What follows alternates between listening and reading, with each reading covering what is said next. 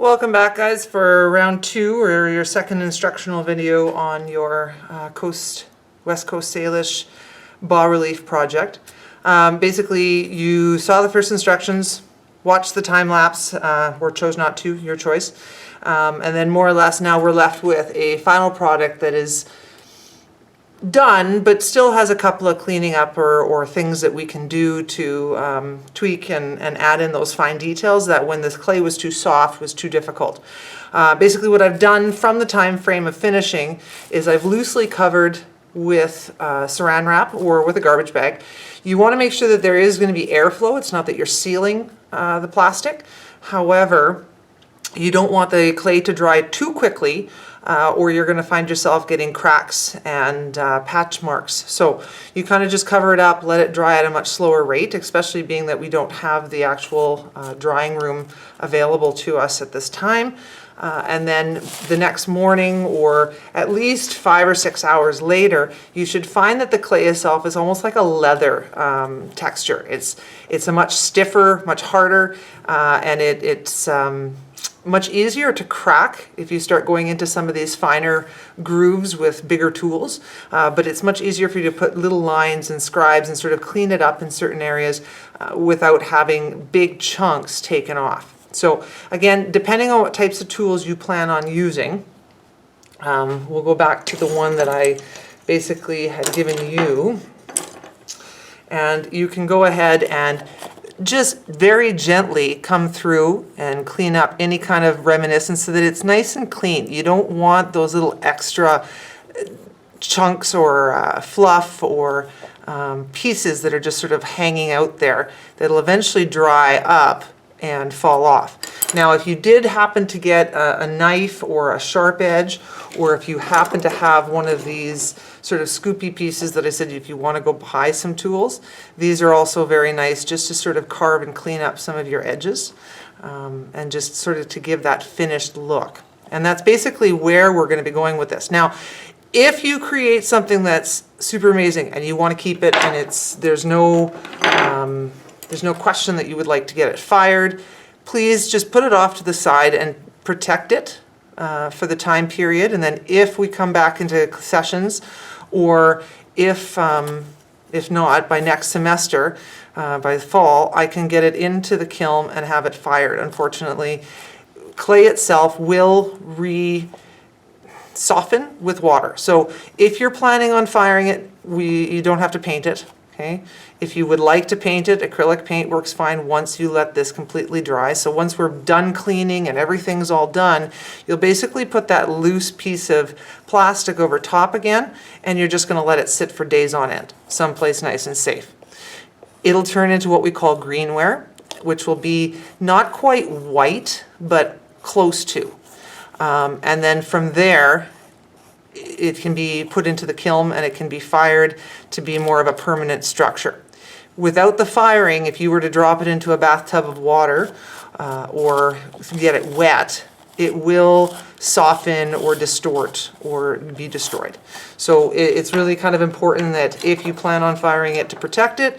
If you're not planning on firing it but you want to still keep it and put it onto a stand or have it somewhere sitting, it'll work fine as greenware as well. Just be aware that if you should have a water break or spill something on it, it may or may not survive that particular tragedy. Okay, so we'll go ahead and basically clean this up to the best of our ability.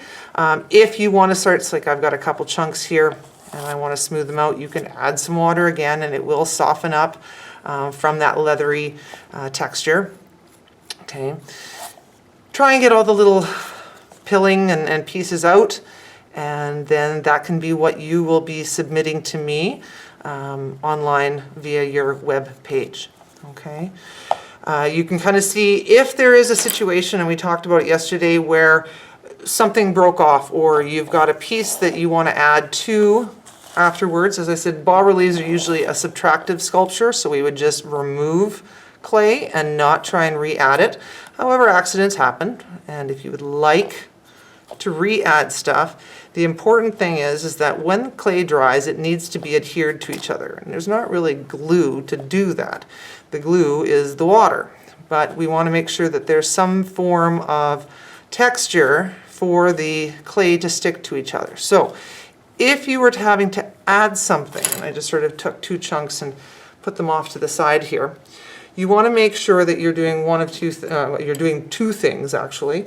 One, take your tool, okay, and you're basically going to, whatever end is going to be stuck, make a bit of a mess of that particular end, okay.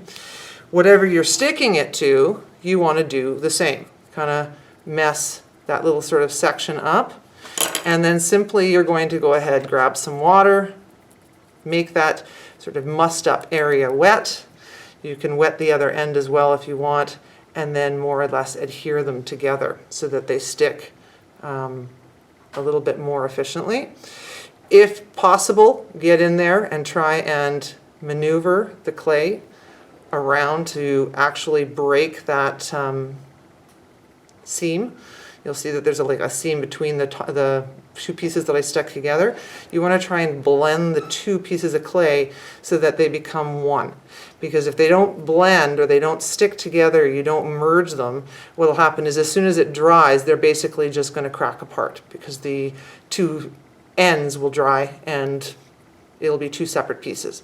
And that's why I said with all of this, to subtract is a lot easier. If you try and create a disc and then start adding your pieces on top, you're going to have a lot of sort of adhesive work to do, or when it dries and you send in a picture to me, I'm going to see little snakes and rolls and pieces that you tried adding on breaking off. So try and keep this type of thing to a minimum and work with just subtracting your particular design to the best of your ability.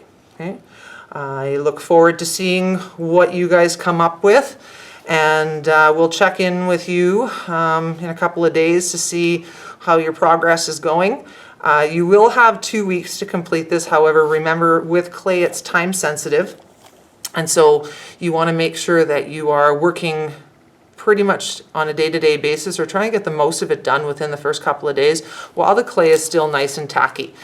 Even covering it and sealing it in plastic, it will last a while, but it does tighten up or toughen up, and so you're continually adding water to try and keep it alive.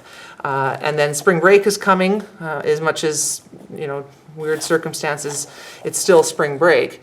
You'll have time to work on it, and then we'll start on a new project after the break. But let's see how fast we can get these done, and we'll get the pictures up onto the website for me to grade. All right, good luck, and I look forward to seeing them.